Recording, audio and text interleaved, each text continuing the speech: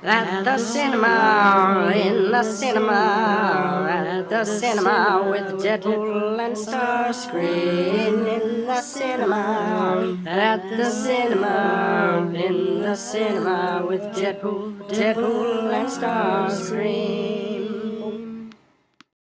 Hello, hello, hello, and welcome back to another exciting episode of At the Cinema with Deadpool and Starscream. I'm Deadpool. And I will kill you. Indeed. And we're here today to talk about Joe Johnston's Captain America, the First Avenger, not starring the always wonderful Ryan Reynolds. Now, this Americatastic blockbuster, Film 5 in the Avengers hexology, was good. Don't get me wrong. The action, the music, the cinematography, all spot on. Just one or two little things that brought it down from the level of, say, American Splendor and to the level of Dark Knight. Little things that bring down an otherwise great movie. For starters, the special effects. Nothing can ruin a good movie like bad special effects. Some, people exploding, making Steve all tiny, were good. Great, in fact. Others, especially backgrounds, looked very cartoony. It was like watching Sky Captain, only it wasn't intentional. Beyond that, there's the Red Skull's makeup, which leads to another one of my complaints. Yes, I know it's a comic book film, but the bright red looks, well, silly. And dang it, but it does so look like prosthetics applied to a man's face. Look at the eye sockets! The cheekbones are way the heck too low.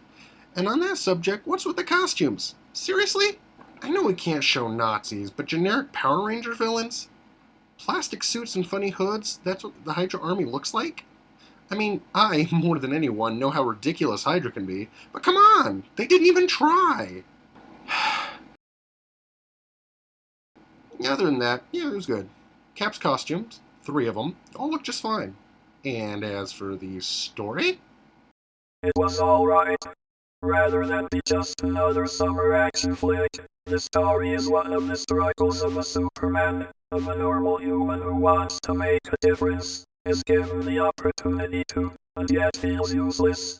Speaking from personal experience, it is not necessary for a pitiful human to become an ubermensch to make a difference. Filthy creatures. The film manages to bring out great emotion as the man who would become Captain America finds his place in the world. He is a good, well-rounded character. However, some of his interactions with others seem short.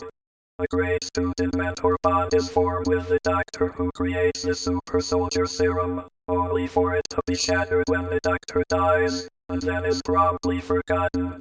The same is true of the bond between Cap and his sidekick Bucky, who dies, and is quickly forgotten. Which is what happened in the comics. Or so I am told.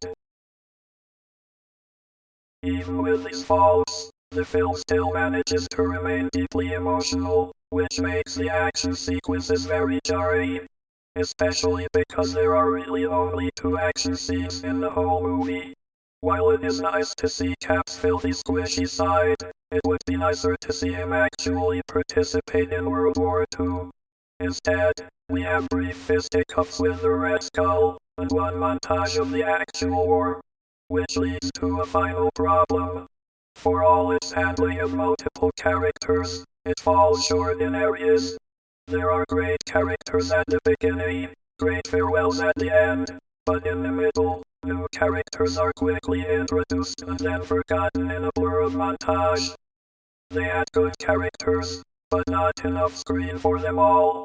In all, a good, though flawed, film. 2 guns. I concur. 2 guns! Which I think means we need a broader rating system, as we gave the same score to Buried. What do you think? I could use more guns, yes. Now that's what I'm talking about. So long, folks! At the cinema, in the cinema, at the cinema with Deadpool and Starscream. In the cinema, at the cinema, in the cinema with Deadpool and Starscream.